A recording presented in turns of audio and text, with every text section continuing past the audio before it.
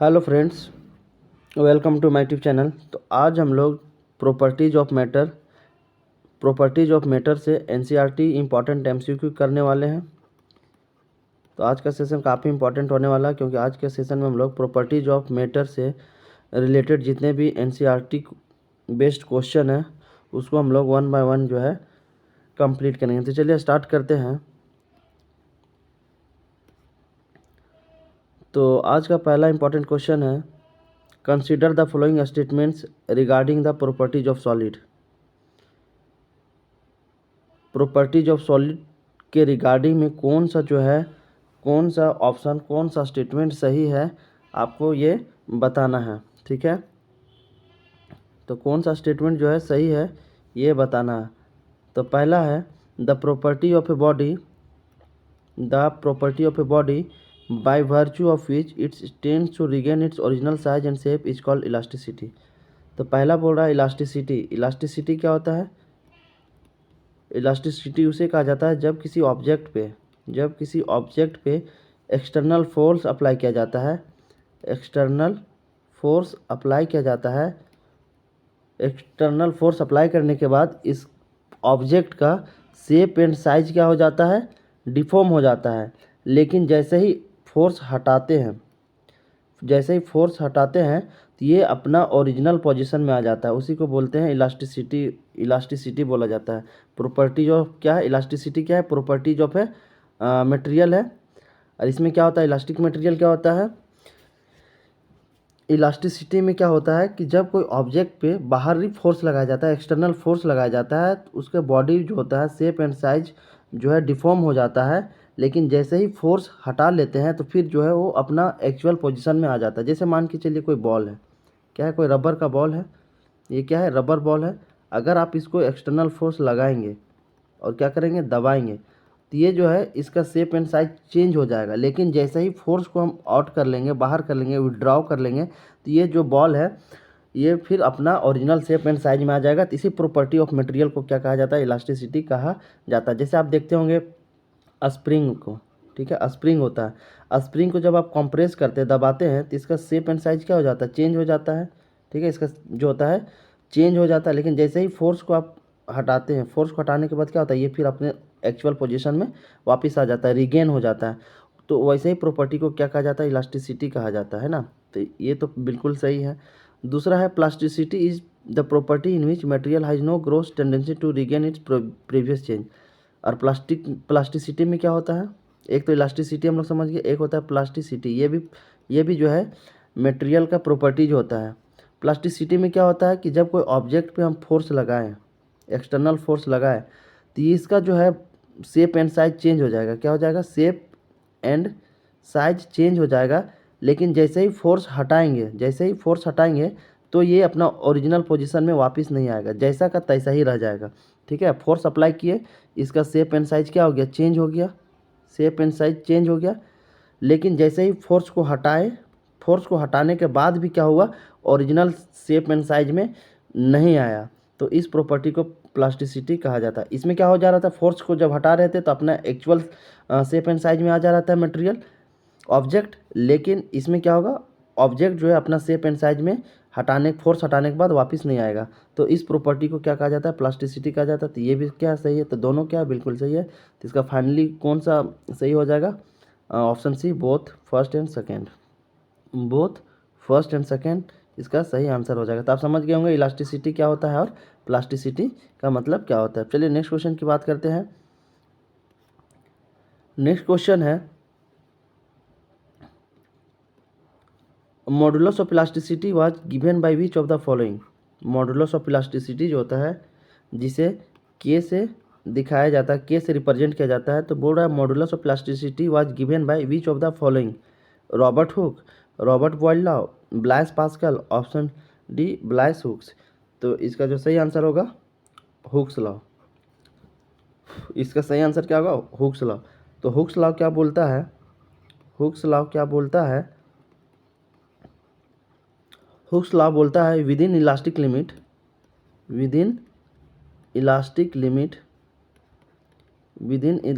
Limit stress is directly proportional to strain, stress is directly proportional to strain, ठीक है, stress is directly proportional to strain.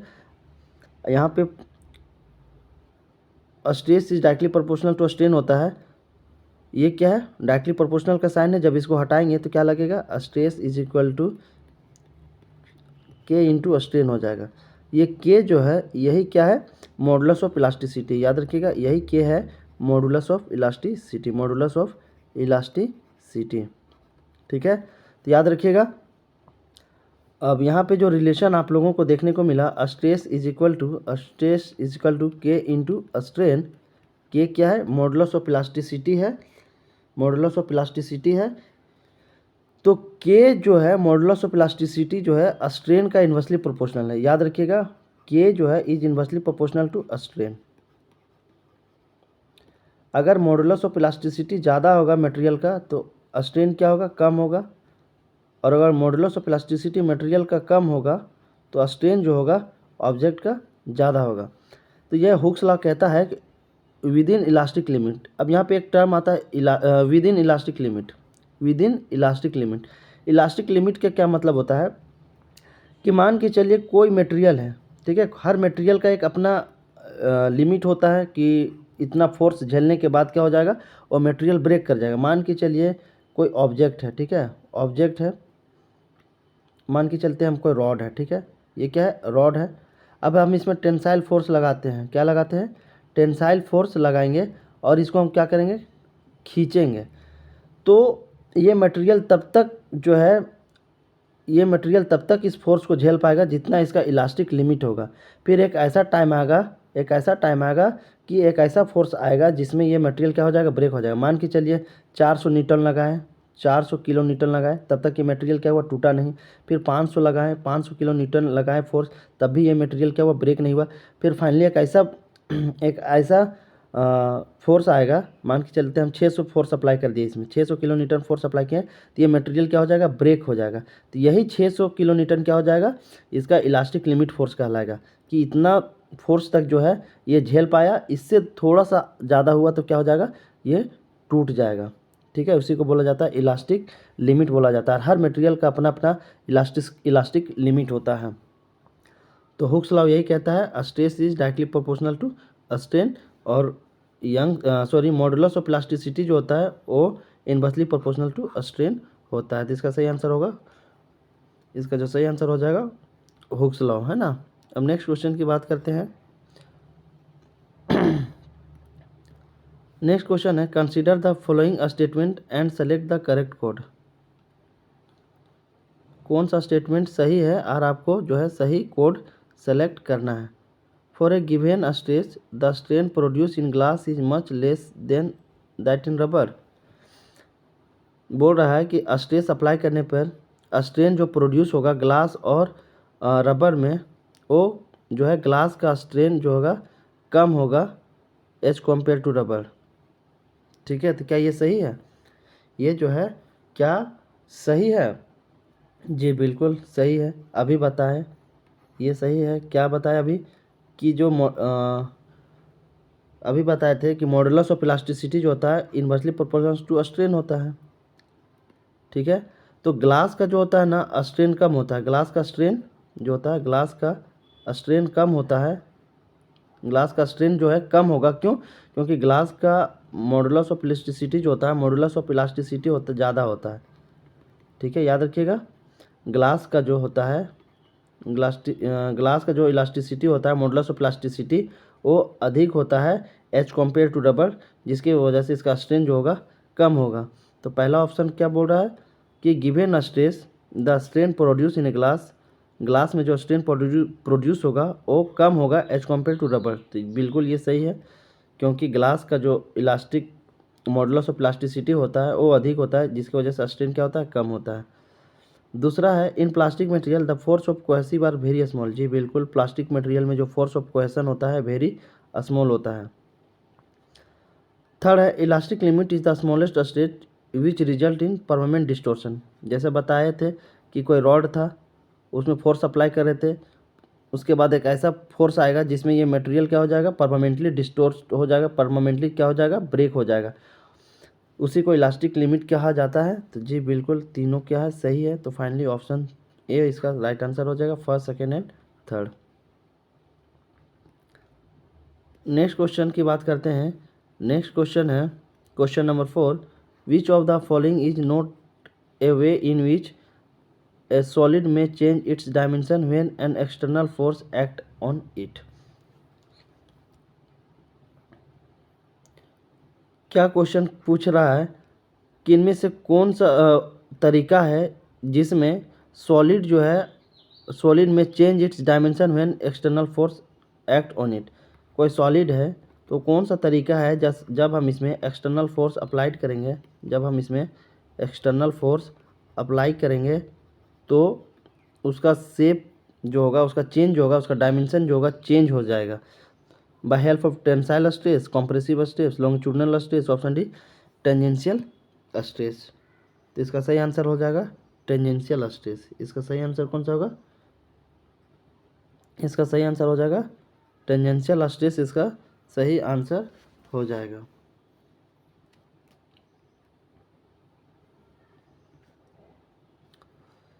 Next question की बात करते हैं।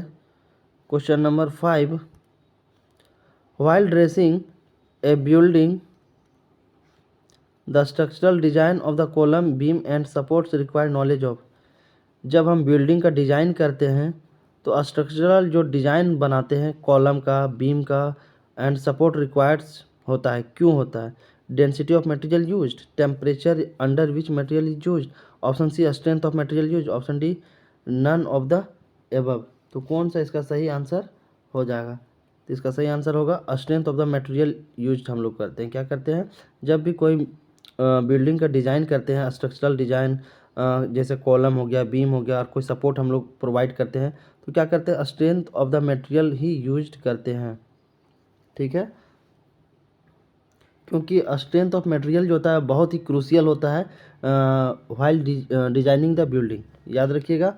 ठीक है, strength of the material is very crucial while designing the building. तो इसका सही आंसर होगा option C strength of the material. Next question है question number 6,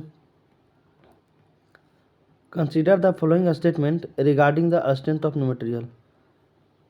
strength of material के रिगार्डिंग में संबंध में कौन सा स्टेटमेंट सही है? कौन सा स्टेटमेंट सही है? Pillars and columns are commonly used in building and bridge to distribute the load. कौन सा क्वेश्चन पूछा था? Consider the following statement regarding the strength of the material. कौन सा इनकरेक्ट है ना, कौन सा जो है इनकरेक्ट है, आपको गलत बताना है कौन सा स्टेटमेंट जो है गलत है। Pillar and column are commonly used in building and bridge to distribute the load. जी बिल्कुल सही है। पिलर्स जो होता है, कॉलम होता है, हम लोग बिल्डिंग और ब्रिज जो बनाते हैं उसमें हम लोग प्रोवाइड करते हैं। क्यों?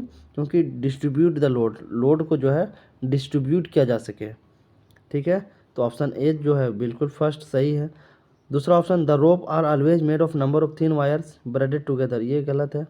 और हमें क्या पूछा, इनकरेक्ट ऑप्शन पूछा, तो ऑप्शन बी जो होगा इसका राइट आंसर होगा, option B is right answer. Next question है question number 7, a person stand on a loose sand and his feet go deep into the sand but when he lies down on the sand his body will not go that deep in the sand. This is due to force, thrust, option C pressure, option D area. तो इसका right answer होगा pressure. क्योंकि देखिए question पूछ रहा है कि कोई पर्सन है, ठीक है, कोई पर्सन है और लूज सैंड में क्या है, खड़ा है। कहाँ पे है? लूज सैंड में, जो ढीला बालू होता है ना, आप लोग देखते होंगे। तो लूज सैंड में जो है कोई इंसान खड़ा है तो उसका जो पैर होता है वो धीरे धीरे डीप होता चला जाता है, अंदर चला जाता है बालू के अंदर, सैंड के अंदर। बट लेकिन जब वो लाइज डाउन हो जाता है, झुक जाता है, तो उसका बॉडी जो होता है वो डीप नहीं जाता है सैंड में, अंदर की ओर नहीं जाने लगता है जब झुकता है। तो ऐसा क्यों? तो प्रेशर की वजह से। तो समझते हैं, बालू में जब कोई इंसान खड़ा होता है, ठीक है, जब बालू में कोई इंसान खड़ा होता है तो इस टाइम जो है सरफेस एरिया जो होता है, यहाँ पे क्या होता है, एरिया जो होता है कम होता है। एरिया कम होने की वजह से प्रेशर ज़्यादा होता है, डेवलप होता है। जैसे प्रेशर इक्वल टू क्या होता है, फोर्स अपॉन एरिया होता है, फोर्स पर यूनिट एरिया होता है। ठीक है, तो जब इंसान लूज सैंड पे खड़ा होता है तो जो कांटेक्ट एरिया होता है कम होता है। क्या होता है? कम होता है, जिसकी वजह से प्रेशर अधिक होता है। प्रेशर क्या होता है? अधिक होता है। ये तो पहला कंडीशन हुआ। लेकिन जब जैसे ही वो इंसान झुकता है, झुकने की वजह से ये जो सरफेस एरिया का जो कांटेक्ट होता है, ये एरिया क्या हो जाता है? बढ़ जाता है। जब एरिया बढ़ जाता है तो एरिया बढ़ेगा तो प्रेशर क्या हो जाएगा? घट जाएगा। इसीलिए देखते होंगे जब झुकता है बालू में तो उसका जो फीट होता है वो अंदर जाना थोड़ा बंद हो जाता है, और जब खड़ा होता है तो उसका पैर जो होता है अंदर की ओर ज़्यादा धंसता है। क्यों? क्योंकि प्रेशर की वजह से। और प्रेशर अधिक होता है क्यों? क्योंकि उसमें एरिया ऑफ जो कांटेक्ट होता है वो मिनिमम होता है। मिनिमम और एरिया ऑफ कांटेक्ट होने की वजह से प्रेशर जो होता है अधिक होता है। ठीक है, समझ गए होंगे। अब चलिए नेक्स्ट क्वेश्चन बात करते हैं। Question number 8। Pressure exerted in any confined mass of fluid is transmitted undiminished in all direction, transmitted undiminished in a particular direction, option C absorbed partially in all direction, option D absorbed completely in a particular direction। तो कौन सा जो है इसका सही answer होगा? तो option A इसका सही आंसर होगा। Pressure exerted in any confined mass of fluid जो होता है ट्रांसमिटेड अनडिमिनिश्ड इन ऑल डायरेक्शन। जो ट्रांसमिटेड जो होता है प्रेशर रिजल्टेड होता है कोई भी कन्फाइंड मास ऑफ फ्लूइड में, वो ट्रांसमिट कहाँ पे होता है? Transmitted in all directions. ठीक है, ऑल डायरेक्शंस में क्या होता है? प्रेशर जो है एग्जर्ट होता है। तो ऑप्शन ए इसका बिल्कुल राइट आंसर होगा। नेक्स्ट क्वेश्चन है question number 9। Which of the following statement is are not true about pressure. Pressure के संबंध में कौन सा स्टेटमेंट सही नहीं है, कौन सा स्टेटमेंट जो है गलत है, पूछा जा रहा है। ठीक है, कौन सा सही नहीं है, कौन सा जो है सही नहीं है। Forces act parallel to the surface on which the pressure is to be computed. नहीं, फोर्सेस एक्ट पैरेलल नहीं। क्या होता है? Forces act on perpendicular. क्या होता है? Force act on perpendicular the surface on which pressure is to be computed. जब perpendicular लगेगा तब सरफेस पे जो फोर्स लगता है वो कंप्यूटेड होता है, ना कि पैरेलल। तो ऑप्शन ए जो है गलत है। Pressure exerted by water at the bottom of the container depends on the height of its column। जी बिल्कुल, जो प्रेशर एग्जर्ट होगा वाटर के द्वारा बॉटम ऑफ द कंटेनर, ठीक है, मान के चलिए कोई कंटेनर है, यहाँ पे वाटर भरा हुआ है। क्या है? यहाँ पे वाटर भरा हुआ है। ठीक है, एच हाइट पे है। तो ये क्वेश्चन पूछ रहा है जो प्रेशर एग्जर्टेड बाय वाटर जो होगा, इस वाटर के द्वारा जो बॉटम पे प्रेशर एग्जर्ट होगा of the container depends on the height of its column. जी, हाइट ऑफ इट्स कॉलम पे डिपेंड करेगा। जितना ज़्यादा हाइट होगा उतना ज़्यादा क्या होगा? प्रेशर अधिक होगा बॉटम पे। ठीक है, क्योंकि आप लोग ये इक्वेशन देखे ही होंगे, समझे होंगे, पढ़े होंगे अगर आप तो। ठीक है, तो प्रेशर जो है डायरेक्टली प्रोपोर्शनल क्या है? हाइट का। हाइट जितना अधिक होगा उतना ही ज़्यादा बॉटम पे क्या होगा? प्रेशर एग्जर्ट होगा। तो ऑप्शन 2 क्या सही है? A liquid exert pressure on the wall of the container. जी बिल्कुल, ये वाटर जो है, तो ये वाटर जो है प्रेशर एग्जर्ट करता है वॉल ऑफ द कंटेनर पे। तो ये भी क्या है? सही है। और हमसे क्वेश्चन पूछा गया था क्या है कि कौन सा गलत है। अब question, liquid exert equal pressure at the same depth. जी, लिक्विड एग्जर्ट जो होता है इक्वल प्रेशर करता है सेम डेप्थ पे। तो ये भी सही है। तो फाइनली ऑप्शन ए जो होगा इसका गलत आंसर हो जाएगा, क्योंकि गलत पूछा गया था। नेक्स्ट क्वेश्चन है question number 10। Which of the following exert pressure in all direction.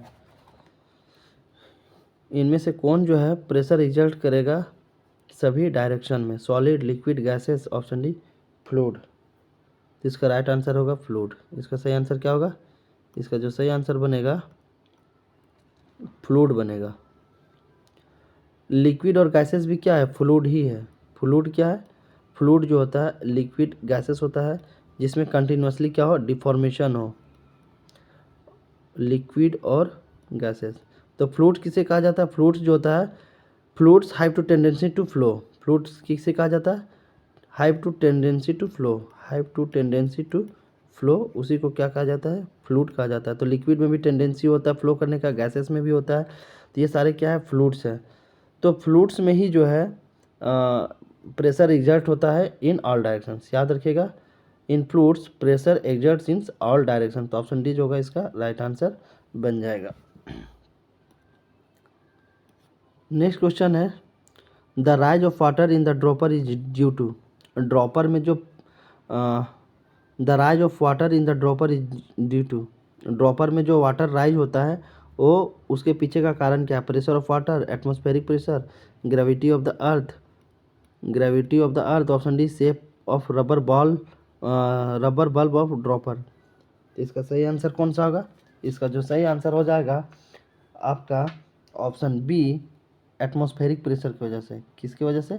Atmospheric pressure की वजह से जो है ड्रॉपर में वाटर का जो लेवल होता है वो राइज कर जाता है। तो याद रखिएगा एटमॉस्फेरिक प्रेशर के वजह से।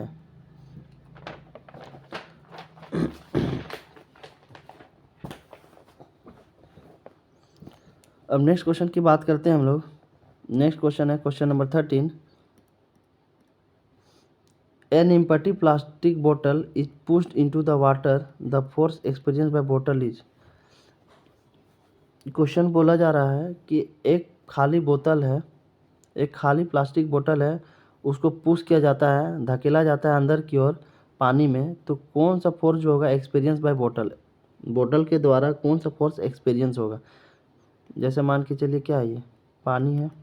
आप लोग अपने बचपन में जो है ये जो है एक्सपेरिमेंट काफ़ी किए होंगे। ये पानी है, तो यहाँ पे कोई जो है खाली बोतल है। क्या है? खाली बोतल है। तो जब आप इसको अंदर की ओर धकेलेंगे, ठीक है, तो इस बोतल के द्वारा जो है, बोतल के द्वारा कौन सा फोर्स जो है एक्सपीरियंस किया जाएगा? Gravitational force, buoyancy force, upthrust force. तो which of the given forces are experience by plastic बोतल? Gravitational, buoyancy, upthrust. तो कौन सा होगा? Option D, all of these. All of these क्या होगा? इसका सही आंसर होगा बोतल के द्वारा ग्रेविटेशनल फोर्स भी एक्सपीरियंस किया जाएगा, बायोन्सी फोर्स भी किया जाएगा और अपथ्रस्ट फोर्स भी किया जाएगा। तो तीनों के तीनों क्या हो जाएगा? सही है। तो ऑप्शन डी इसका राइट आंसर बनेगा।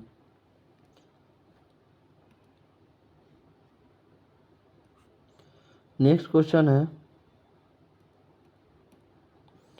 while lifting a bucket of water from a well we feel that the bucket become heavier above the surface of water, become lighter above the surface of water. Option C, lose stability or coming out of the water. Option D, has gain mass on coming out of water। तो कौन सा सही होगा? तो इसका सही answer होगा become heavier above the surface of water। इसका राइट आंसर कौन सा होगा? देखिए ये यूपीपीसीएस प्री 2009 में क्वेश्चन पूछा गया है, जो कि क्लास 9th का एनसीईआरटी का क्वेश्चन है।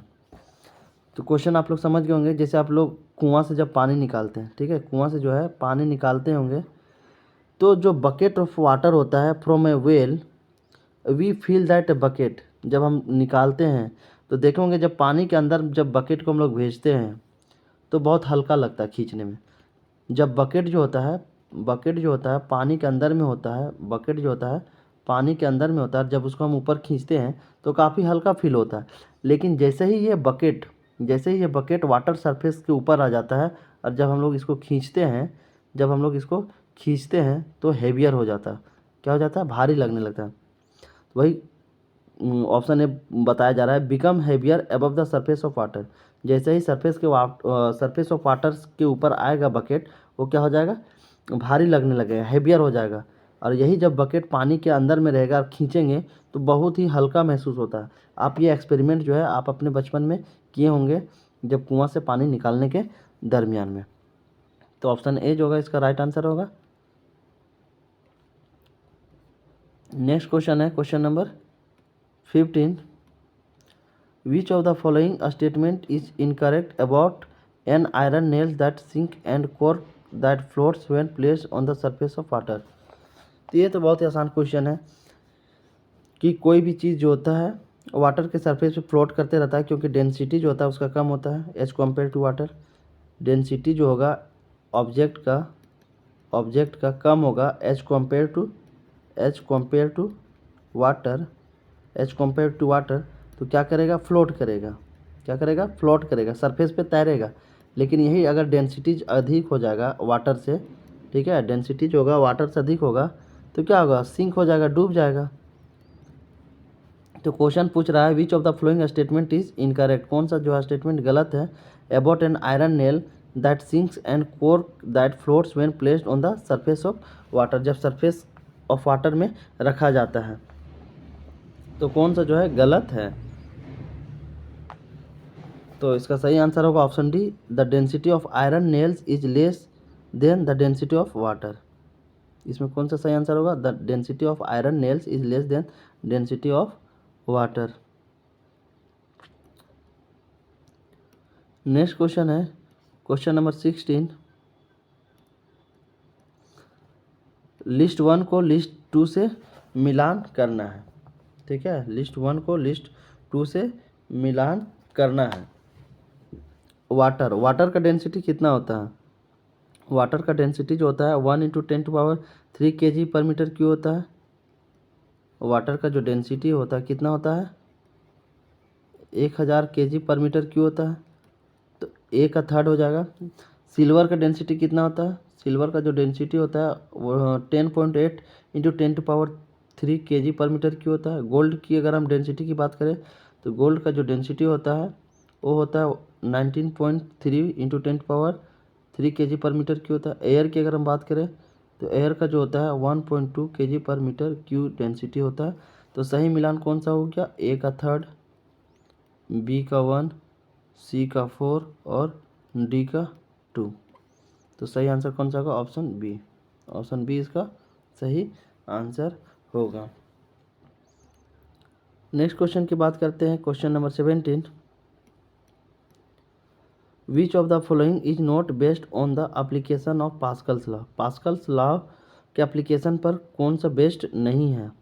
Hydraulic brakes in trucks and cranes, जो हाइड्रोलिक ब्रेक सिस्टम होता है ट्रक और क्रेन्स में और पास्कल लॉ पर आधारित होता है। ऑप्शन सेकंड बोल रहा है hydraulic lift in multi storied building. Option C hydraulic press in punching machines. Option D aerodynamic lifts in car. तो इनमें से कौन सा जो है पास्कल लॉ के एप्लीकेशन पर बेस्ड नहीं है, नहीं पूछा है। ठीक है, याद रखिएगा, नहीं पूछा है। तो ऑप्शन डी जो होगा इसका सही आंसर होगा aerodynamic lifts in car. Aerodynamic lifts in car जो होता है, तो aerodynamic lifts in car is not based on the application of Pascal's law. ये जो है पास्कल्स लॉ के एप्लीकेशन पर बेस्ड नहीं है, पास्कल लॉ के एप्लीकेशन पर ये बेस्ड नहीं है। बाकी हाइड्रोलिक ब्रेक्स जो होता है ट्रक और क्रेन्स में, हाइड्रोलिक लिफ्ट जो होता है, जो देखते हैं मल्टी स्टोरीड बिल्डिंग जो होता है, ठीक है, hydraulic press in punching machine, इन सारे में जो है, इन सारे में जो है पास्कल्स लॉ का ही इस्तेमाल किया जाता है। पास्कल्स लॉ का ये सारे क्या है एप्लीकेशन है, याद रखिएगा। तो ऑप्शन डी जो होगा इसका राइट आंसर होगा। इनमें से पूछा गया था कौन सा जो है पास्कल लॉ के एप्लीकेशन पर बेस्ड नहीं है, तो एरोडायनेमिक लिफ्ट इन कार जो है पास्कल लॉ के एप्लीकेशन पर बेस्ड नहीं है। बाकी ये तीनों जो है पास्कल लॉ के एप्लीकेशन पर बेस्ड है, याद रखिएगा। नेक्स्ट क्वेश्चन है 18। A piece of stone is tied to one end of rubber string and suspended freely. Now a stone is slowly dipped in the water. The conclusion from this observation are। Question क्या पूछ रहा है, a piece of stone is tied one end of rubber string. मान के चलिए कोई rubber का string है, ठीक है, रबर का कोई स्ट्रिंग है जिसके जिसके जो है एक एंड में क्या किया गया है, स्टोन बांध दिया गया। एक एंड पे क्या किया गया, स्टोन बांध दिया गया है। और ये क्या है, ये जो है रबर स्ट्रिंग है। क्या है, रबर का स्ट्रिंग है। और इस रबर स्ट्रिंग में जो है एक साइड में स्टोन बांध दिया गया, पत्थर बांध दिया गया। अब इस पूरे सिस्टम को क्या किया जा रहा है, धीरे धीरे पानी में डुबाया जा रहा है। धीरे धीरे क्या किया जा रहा है, पानी में जो है डुबाया जा रहा है, डुबाया जाएगा। तो कौन सा जो है कंक्लूजन सामने निकल के आएगा इस एक्सपेरिमेंट का, वही क्वेश्चन जो है पूछा जा रहा है। ठीक है, तो कौन सा जो होगा कंक्लूजन इसका सामने निकल के आएगा। The elongation of the string decrease as the stone is gradually lowered in the water. जी ये तो बिल्कुल सही होगा, यही an elongation of the string जो होगा decrease as the stone is gradually lowered in the water. ये जैसे जैसे पानी के अंदर में जाएगा, जैसे जैसे पानी के अंदर में ये जो जाएगा सिस्टम, तो ये जो इलोंगनेशन होगा, इसका इलोंगनेशन का मतलब क्या होता है, खिंचाना। अब रबड़ का स्ट्रिंग है तो ऑटोमेटिकली क्या होगा, नीचे पत्थर की ओर वेट सस्टेन कर दिए जाएंगे। सस्टेन करने के बाद जो है रबड़ में इलोंगनेशन होगा। लेकिन जैसे जैसे ये स्टोन वाला सेटअप जो है पानी के अंदर में जाएगा, तो इसमें जो इलोंगनेशन होगा, इस रबड़ स्ट्रिंग में जो इलोंगनेशन होगा, जो खिंचाव होगा, वो धीरे धीरे क्या हो जाएगा, घटता हुआ चला जाएगा। दूसरा है the upward force exerted by water on the stone is called pressure. जी नहीं, प्रेशर उसको नहीं बोला जाता है। The elongation produce in string is due to the force exerted by water in upward direction. ये भी क्या है, गलत है। तो ऑप्शन ए जो होगा इसका सही आंसर होगा। सिर्फ और सिर्फ क्या होगा, कंक्लूजन ऑब्जर्वेशन यही निकल के आएगा कि जैसे जैसे जो है ये रबड़ स्ट्रिंग में बंधा हुआ स्टोन को हम पानी के अंदर में डिप करेंगे, तो जो रबड़ स्ट्रिंग है उसका इलोंगनेशन जो पावर होगा वो धीरे धीरे क्या हो जाएगा, डिक्रीज हो जाएगा। ठीक है, तो ऑप्शन ए जो होगा इसका राइट आंसर होगा। नेक्स्ट क्वेश्चन है hydrometer and lactometer run on the principle of. Hydrometer जो होता है और लैक्टोमीटर, इसका प्रिंसिपल वर्किंग प्रिंसिपल क्या है, pascal law, Archimedes principle, Bernoulli's principle, option D Boyle's law. तो इसका राइट आंसर होगा आर्किमेडिक प्रिंसिपल। याद रखिएगा, हाइड्रोमीटर और लैक्टोमीटर जो होता है इसका प्रिंसिपल वर्किंग प्रिंसिपल जो है आर्किमेड प्रिंसिपल है। ठीक है, और हाइड्रोमीटर क्या होता है, हाइड्रोमीटर जो है एक इंस्ट्रूमेंट है जिसको यूज किया जाता है relative density of given liquid measure में। क्या मेजर किया जाता है इससे, इससे जो है रिलेटिव डेंसिटी मेजर किया जाता है फ्लूइड का। रिलेटिव डेंसिटी मेजर करता है फ्लूइड का, डेंसिटी रिलेटिव डेंसिटी मेजर करता है फ्लूइड का। अगर आपसे क्वेश्चन पूछा जाए हाइड्रोमीटर का इस्तेमाल क्या किया जाता है, कहाँ पे किया जाता है, हाइड्रोमीटर जो है एक इंस्ट्रूमेंट है जिसका इस्तेमाल रिलेटिव डेंसिटी जो होता है फ्लूइड्स को मेजर करने के लिए किया जाता है। अब बात करते हैं लैक्टोमीटर का। तो लैक्टोमीटर जो होता है मेजर करता है रिलेटिव डेंसिटी ऑफ मिल्क का। लैक्टोमीटर का इस्तेमाल कहाँ पे किया जाता है, मिल्क का जो प्योरिटी होता है, मिल्क का प्योरिटी मेजर करने में किया जाता है। ठीक है, मिल्क का जो डेंसिटी होता है उसको मेजर करने के लिए जो है लैक्टोमीटर का इस्तेमाल किया जाता है, मिल्क डेंसिटी। ठीक है, तो याद रखें रिलेटिव डेंसिटी ऑफ मिल्क जो है मेजर किया जाता है by the help of lactometer. तो याद रखिएगा हाइड्रोमीटर जो होता है रिलेटिव डेंसिटी फ्लूइड का मेजर करता है, और लैक्टोमीटर जो होता है specially relative density of milk measure करता है। नेक्स्ट क्वेश्चन है 21, which of the following is not based on the phenomenon of surface tension. नीचे दिए हुए फिनोमिनन में कौन जो है कौन सा सरफेस टेंशन के सरफेस टेंशन फिनोमिनन के आधार पर बेस्ड नहीं है। Mercury wets glass, soap and water rise up to the top of the leaves of the tree, oil and water do not mix, option D while rise up a cotton wick. इसका right answer होगा mercury wets a glass. Mercury wets a glass जो है, mercury जो होता है glass को भिंगाता है, ये जो होता है सरफेस फिनोमिनन सरफेस टेंशन के फिनोमिना पर आधारित नहीं है। बाकी oil and water do not mix, ये जो होता है ये भी सरफेस टेंशन पे आधारित है। Oil rises up a cotton week, जो कॉटन वीक होता है उसमें देखते होंगे ऑयल जो होता है तेल होता है ऊपर की ओर उठ जाता है, तो ये भी सरफेस टेंशन की वजह से होता है। ठीक है, और ऑप्शन बी जो है soap and water rise up to the top of the leaves of the tree, ये भी क्या है सरफेस टेंशन की वजह से। तो ऑप्शन ए जो होगा इसका गलत आंसर है। तो ऑप्शन ए ही पूछा गया था, गलत कौन सा होगा, तो राइट आंसर हो जाएगा ऑप्शन ए। नेक्स्ट क्वेश्चन है question 22, an iron needle floats on the surface of water due to. तो इसका आंसर आई थिंक सभी को पता होगा कि आयरन नीडल्स जो है फ्लोट करेगा सरफेस ऑफ वाटर, क्यों, अब थ्रस्ट फोर्स की वजह से, सरफेस टेंशन की वजह से, viscosity, option D gravitational force. इसका राइट आंसर होगा सरफेस टेंशन की वजह से। इसका सही आंसर कौन सा होगा, सरफेस टेंशन के वजह से जो है एक आयरन नीडल जो होता है फ्लोट्स करता है सरफेस ऑफ वाटर में। नेक्स्ट क्वेश्चन है 23, consider the following assertion and reason and choose the correct code. Assertion और रीजन को सही से आपको पढ़ना है, समझना है और सही कोड को बताना है कि कौन सा जो है सही कोड है। तो असर्शन दिया गया है the density of iron is more than that of mercury, therefore nail of iron sinks in mercury. ठीक है, क्या असर्शन बोला? The density of iron is more, iron की जो डेंसिटी है क्या है? मोर है that of mercury, as compare to किससे? Mercury. Therefore nail of iron sinks in mercury, therefore nails of iron sink in mercury. ये क्या है? गलत है। असर्शन क्या है? गलत है।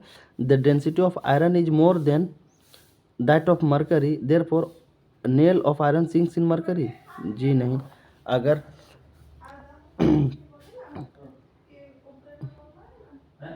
अगर आयरन की डेंसिटी अगर अधिक होगी मरकरी से, वो तो सिंक हो जाएगा, सिंक इन मरकरी। तो ये जो है गलत असर्शन दिया गया है। ठीक है, रीजन क्या बताया गया है? The relative density is a ratio of similar question so it's no unit. The relative density is a ratio of similar quantity so it has no unit. जी बिल्कुल, रीजन सही बताया गया है कि जब दो यूनिट सिमिलर यूनिट होंगे तो उसका जो होगा कोई यूनिट नहीं होगा।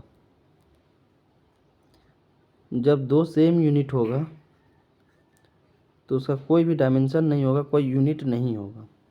तो ये क्या, दोनों सही है। तो ऑप्शन जो होगा A is false but R is true, option A जो होगा A is false but R is true, इसका सही आंसर होगा। नेक्स्ट क्वेश्चन है 24।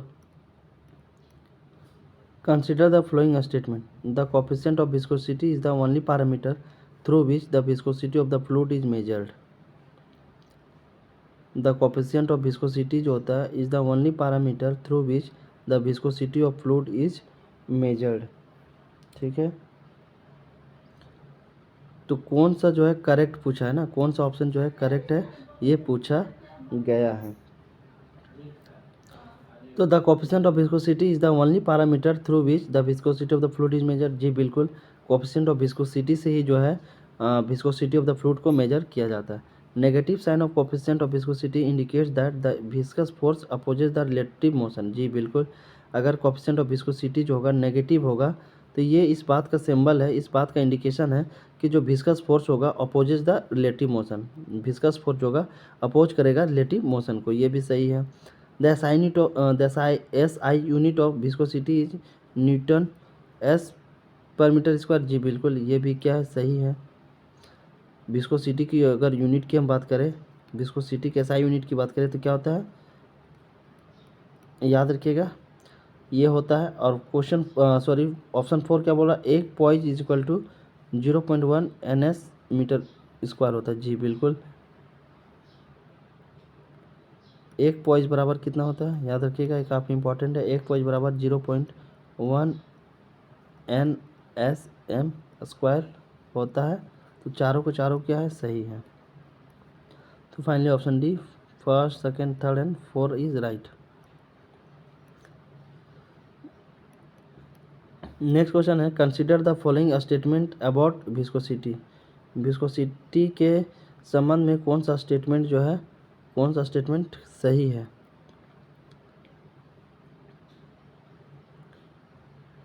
With increase in temperature viscosity of gases also increase. जी बिल्कुल, याद रखिएगा, काफ़ी इंपॉर्टेंट पॉइंट है। विस्कोसिटी ऑफ गैसेस जो होता है टेम्परेचर इंक्रीज होने पे बढ़ता है, याद रखिएगा।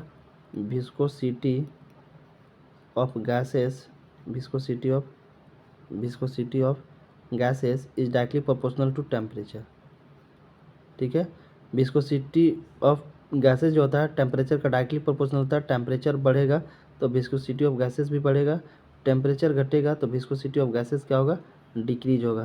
तो ये पहला सही है कि टेम्परेचर के साथ जो है विस्कोसिटी ऑफ गैसेस जो है ये भी इंक्रीज करता है।